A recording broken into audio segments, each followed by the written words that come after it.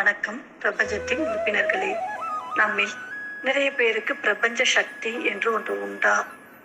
அதை முறையாக ஈர்ப்பு விதியால் தொடர்பு கொண்டு கேட்டதை அடைய முடியுமா என்ற பல சந்தேகங்கள் நம்மில் உண்டு.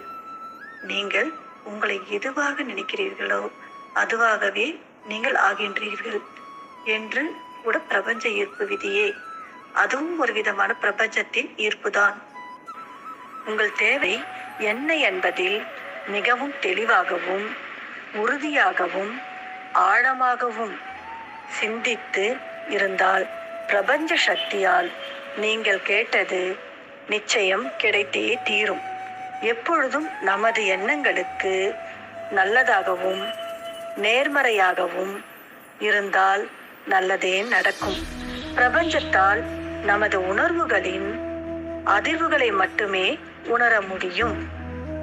நீங்கள் சந்தோஷமாகவும் அதைவிட முகமலர்ச்சியுடனும் செழிப்பான எண்ண உணர்வுகளுடையும் உணர்ச்சி பூர்வமாக அனுப்பும் பொழுது அதில் தீவிரமாக இருக்கும் பொழுதும் வெற்றியே கிடைத்து தீரும்.